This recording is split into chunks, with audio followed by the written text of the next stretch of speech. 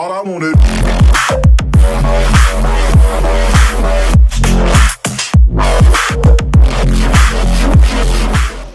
Hello, time is around 7 o'clock. Right now we are at Bhutan, a city called Phuntsholling.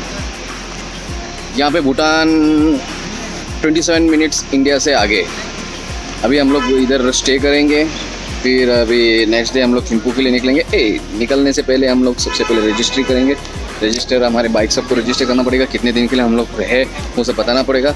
After that only हम थिम्पू में जा सकते हैं। अभी भूटान की सबसे बड़ी खासियत ये है कि you have to follow the rules, traffic rules वो भी। And this guys behind me, वो लोग they are not used to traffic rules. ये लोग इतना कंटाला आ रहा है, तो इतना कंटाला आ रहा है, क्या बता सकते हैं। अभी हम लोग है शॉप पे है, हम लोग को कल नाइट पे इमिग्रेशन करना है, तो उसके लिए डॉक्यूमेंट सब तैयार कर रहे हैं। और क्या बोलते भाई, फिर ये भाई मेरे अभी बताते हैं अभी कल थिम्पू जाएंगे कि नहीं जाएंगे।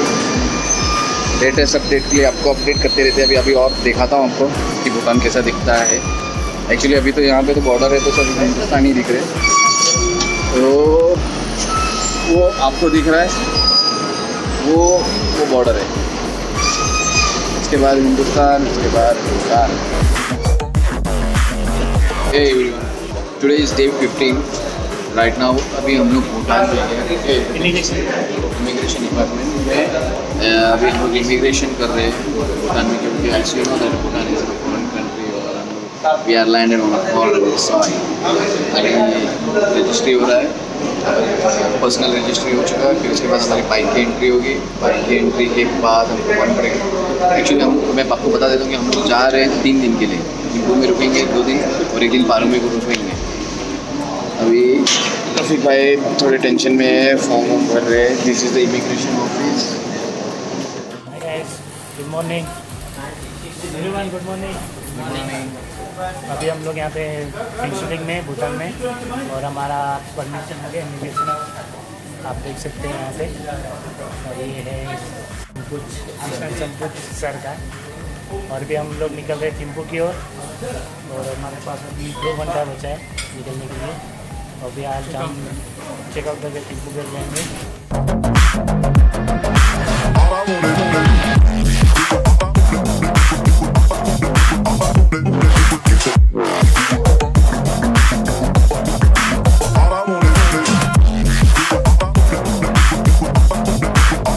Hi guys, it's day 15. Time is around 2 o'clock 2 p.m. Right now we are at Bhutan, somewhere on the way to the Thimphu. और यहाँ पे इतना फॉग है, the visibility is hardly 10 to 15 meter. It's very difficult to ride on this road, but we are calculating all our risks and we are taking all the precautions. So that precaution.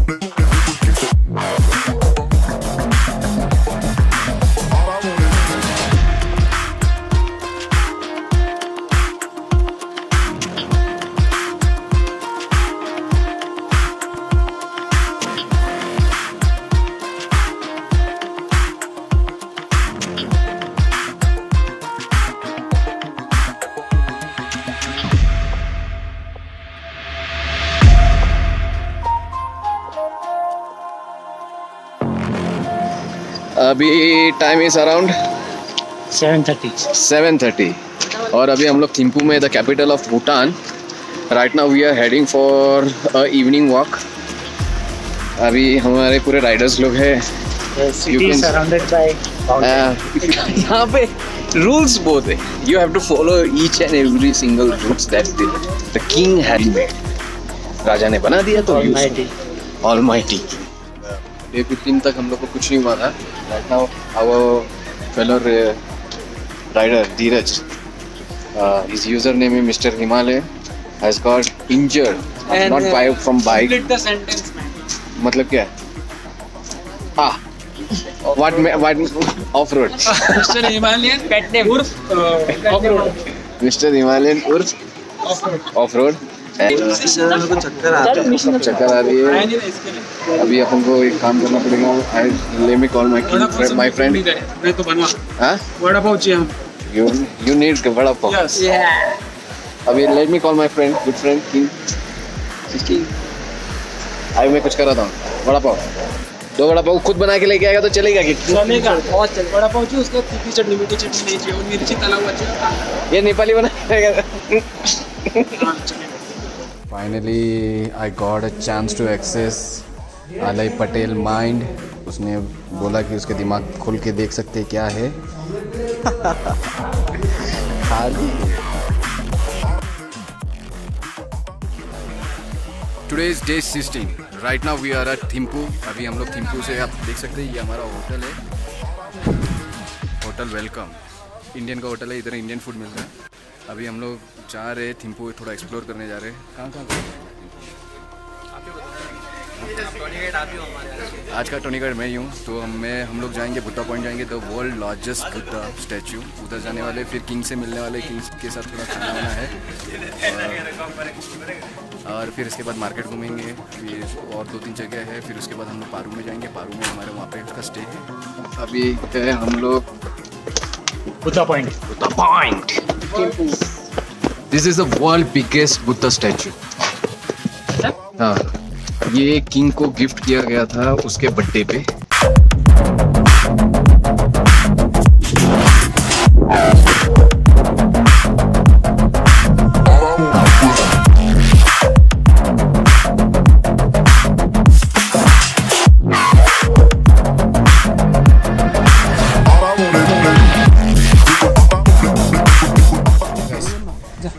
Guys, hello. We are at back camera. We are at Bhutan, Simply Bhutan Museum. Yeah, the minimum can be 18%. 18% minimum. 18%. You make a child. She. You have to speak up ears and she. She has with you up. You want to get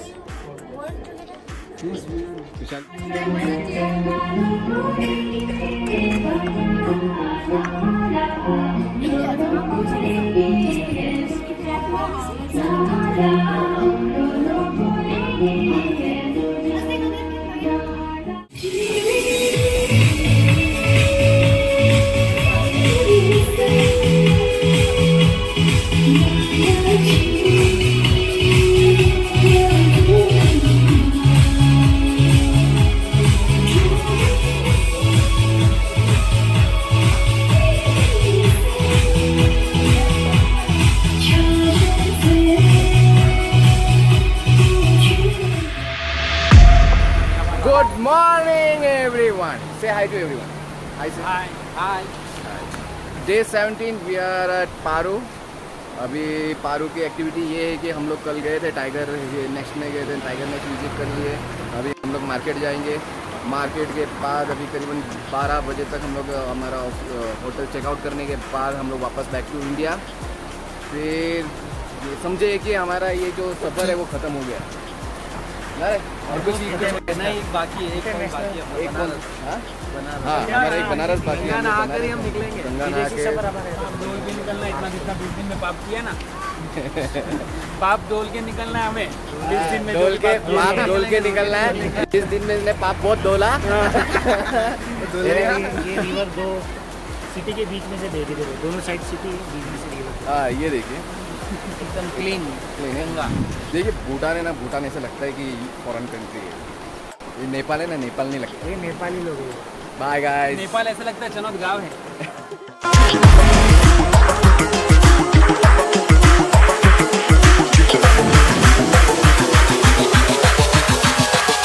All I wanted.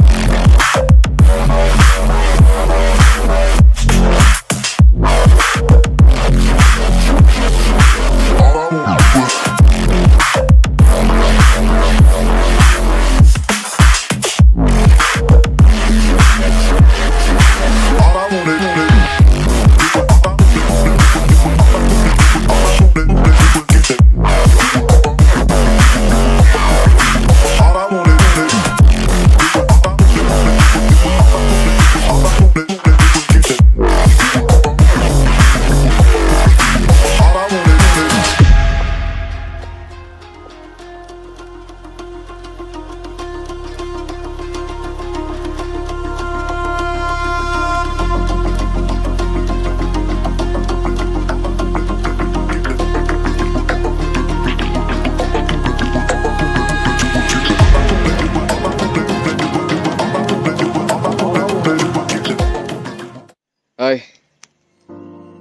देख सकते हैं ये fog है ना। अभी गाड़ी चलाते चलाते मेरे को 2 शब्द याद आ गए, मैंने सोचा ऐसा कुछ सोचा कि बता दूँ। फॉग है ना, बादल ही है वो बादल है, बागी बादल बोलते उसे।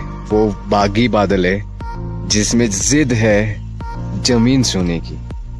अब देख सकते हैं ये फॉग ही है जो जमीन छू रहा है, यानी एक तरह का बादल ही है जो जमीन छू रहा है फिर से ऊपर जाता है।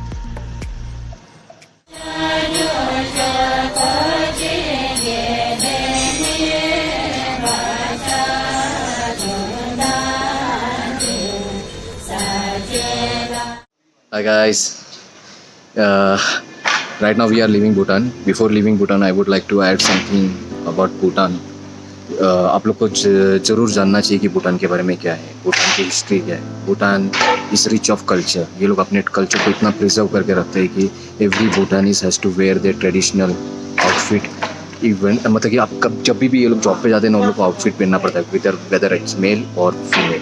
सेकेंड थिंग, यहाँ पे रोड डिसिप्लिन सबसे ज़्यादा इंपॉर्टेंट है। यहाँ पे आप है ना रफ ड्राइविंग या क्रॉस ड्राइविंग कुछ नहीं कर सकते। ओवरटेकिंग रॉन्ग साइड अलाउड नहीं है। सेकेंड थिंग, यहाँ पे हॉन्किंग अलाउड नहीं है। हॉन्किंग बोले तो आप है ना हॉर्न बजा ही नहीं सकते पूरा ही भूटान में यहाँ पे ये कि।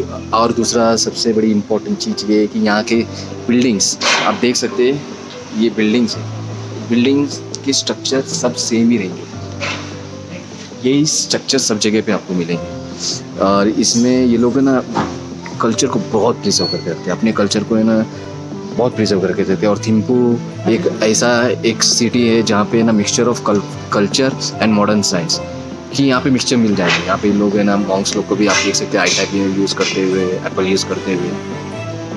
बिफोर 1992 आपको यकीन करने में बहुत मुश्किल होगी, यहाँ पे टीवी तक नहीं था। यस, टीवी था ही नहीं। यानी 1947 में इंडिया आज़ाद हुआ, लोगों को मालूम नहीं। इंडिया ने वर्ल्ड कप जीता वो मालूम नहीं। बांग्लादेश आज़ाद हुआ वो मालूम नहीं। 1986 में संपूर्ण सर बॉर्न हुए वो मालूम नहीं, कुछ मालूम नहीं। 1992 में इधर के राजा को यकीन हुआ कि ये लोग आइसोलेटेड होते जा रहे, धीरे धीरे भूटान एकदम आइसोलेटेड होते जा रहा है। इसीलिए उन लोग ने यहाँ पे टीवी अलाउ किया। अब टीवी अलाउ हुआ तो लोग को दुनिया के बारे में मालूम पड़ने लगा। और दूसरी सबसे बड़ी चीज़ ये है कि यहाँ का राजा के बारे में आप है ना एक गलत शब्द नहीं सुन सकते लोगों के मुँह से। ऐसा नहीं है कि लोग डरते हैं राजा से, यहाँ के राजा से लोग बहुत प्यार करते हैं। यहाँ के राजा को उन लोग है ना बहुत मानते हैं। अभी मेरे को मालूम नहीं था कि राजा कैसा, मतलब कि राजा, मेरे को ऐसा लगा कि राजा का शासन है, डेमोक्रेसी, मोनार्की डेमोक्रेसी बोलते हैं यहाँ पे, डेमोक्रेसी ऑफ मोनार्की। मेरे को ऐसा लगा कि राजा का महल बोलेगा तो बहुत बड़ा महल होगा, राजा को ये पसंद नहीं तो बंद, राजा को वो पसंद नहीं तो बंद। मगर ऐसा नहीं है, राजा का घर सबसे छोटा घर है यहाँ पे। सबसे छोटा भी नहीं है, मतलब कि हाँ मीडियम है। मतलब कि अगर हमारे यहाँ पे कोई एक एमएलए का घर आलीशान होता है, मगर यहाँ का पूरा कंट्री का राजा का घर सबसे छोटा है। उसके लिए सबसे ज़्यादा इम्पोर्टेंट मायने रखता है पब्लिक का हैप्पीनेस के ऊपर एक और शब्द बोलना चाहूँगा। भूटान एक ऐसी कंट्री है जहाँ पे उन लोग अपनी जीडीपी को है ना कैलकुलेट है ना पैसे से, इकोनॉमिक्स के तौर पे नहीं करते। उन लोग देखते हैं कि लोग कितना खुश है, हैप्पीनेस के ऊपर वो लोग कैलकुलेट करते हैं। आप जैसे कि लोग सब लोग कैलकुलेट कैसे करते हैं कि हाँ कितना % लोगों का कंप्लेंट आया, तो वो लोग हैप्पीनेस है, यानी उन लोग का उस साल का ग्रोथ सबसे ज़्यादा है। और राजा के बारे में अगर किसी से भी आप पूछोगे तो उन लोग के आँख भर जाते हैं, उन लोग को बताते। यहाँ पे थर्ड मोर इम्पोर्टेंट थिंग कि यहाँ पे लोग एक भी होमलेस पर्सन नहीं है। यहाँ पे सबके पास घर है। अगर आपके पास फैमिली है, बीवी बच्चे हैं और आप भूटानीज हो, आपके पास घर नहीं है, आपको एक ही चीज़ करना है कि आपको एक एप्लीकेशन लिखना है, राजा के पास भेजना है। राजा उसको वेरिफिकेशन करेगा, उसका सेक्रेटरीट है, उसको वेरिफिकेशन करेगा और बोलेगा कि जाके देखो ये जो एप्लीकेशन आया है कि सही है कि गलत है। फिर मालूम पड़ेगा कि हाँ सही में वो आदमी के पास घर नहीं है, कुछ नहीं है, तो फिर वो अपने आप को वो अपने एक ज़मीन अलॉट करता है। ज़मीन अलॉट करने के बाद फिर उसको बोलता है कि उस घर बनाओ, आप उधर खेती करो, आप उधर खाओ। फोर्थ मेन इम्पोर्टेंट थिंग ये है कि यहाँ पे 100% एजुकेशन है और 100% मेडिकल फ्री है। मतलब कि आप यहाँ पे जैसे कि हम लोग 500 रुपया दे के हम लोग एंट्री किए, अगर इन केस हम लोग को कभी कुछ हो भी जाता है तो यहाँ पे मेडिकल यहाँ पे हमारे को फ्री है। फिर दूसरा ये एजुकेशन यानी आपके बीबी, अब फॉर एग्जांपल मैं भूटानीज हूँ, मेरे बच्चे हैं 7 साल का हो गया, यहाँ पे हर चीज़ का रिकॉर्ड होता है, 7 साल हो गया और उसका मेरी बीबी के बच्चे मेरे बच्चा स्कूल में नहीं जा रहा है, तो गवर्नमेंट वाले खुद वेरीफाई करते हैं, बोलते कि क्यों नहीं जा रहा है, तो मैं बोलूँगा कि मेरे पास पैसे नहीं है, तो लोग अपना एजुकेशन फ्री कर देते। अगर मेरे पास बच्चे हैं और मैं बच्चे को पढ़ा नहीं पा रहा हूँ, मैं बच्चों को पढ़ा नहीं पा रहा हूँ, तो फिर वो बोलेगा ठीक है तुम पाल नहीं पाते हो, एक काम करो बच्चे हमको दे दो, हम पालेंगे उसको, सब कुछ करेंगे। और सबसे पहले एजुकेशन सोशल सर्विस में सबसे पहले उसको ही देखा जाएगा, सर्विस उसको सबसे पहले मिली जाएगी। यानी मेरे बच्चा था, अब मेरा बच्चा नहीं रहा, वो गवर्नमेंट का बच्चा हो गया। यहाँ पे भूटान बोले तो काफ़ी कोई भी एक भी इंसान को, एक मिनट है, हाँ सॉरी, यहाँ पे भूटान है क्या ना, ऐसा लगेगा कि आप अगर कोई एक ऐसा कंट्री ढूंढ रहे हो जहाँ पे आपको पीस चाहिए, जहाँ आपको कोई शांति चाहिए, आप भूटान में आके रहिए। Bhutan is the best and the Bhutanese are the best. यहाँ पे स्माइलिंग फेसेस मिलेंगे। और लास्ट मोर इम्पोर्टेंट थिंग, यहाँ पे ट्रैफिक में एक भी ट्रैफिक सिग्नल नहीं है, यहाँ पे एक भी ट्रैफिक सिग्नल नहीं है। सोचो कैसे मैनेज कर रहे हो, क्योंकि रोड डिसिप्लिन सबसे ज़्यादा इंपॉर्टेंट मायने रखते हैं। ये 3 मिनट का पार्किंग का पैसा। Thank you, bye. अभी हम लोग आपके सामने पेश कर रहे हैं जो हमारा सफ़र है, उसको कुछ शब्दों में अपने यहाँ पे बोया है और ये आपके सामने पेश किया जा रहा है। हमें क्या चाहिए? आजादी। हम लेके रहेंगे आजादी। सोमवार से आजादी। परिजनों से आजादी। बॉस के फोन कॉल से आजादी। लड़की वाले फेक आईडी से आजादी। Love you just as a friend से आजादी। 4 लोग क्या कहेंगे उससे आजादी। धनिया लाने से आजादी। फ्रिज में बोतल भर के रखने से आजादी। फूफा के फोन कॉल से आजादी। चक्के वाले ऐप टिकटॉक से आजादी। हम लेके रहेंगे आजादी। हमें क्या चाहिए? आजादी। हम लेके रहेंगे आजादी। Okay friends, bye.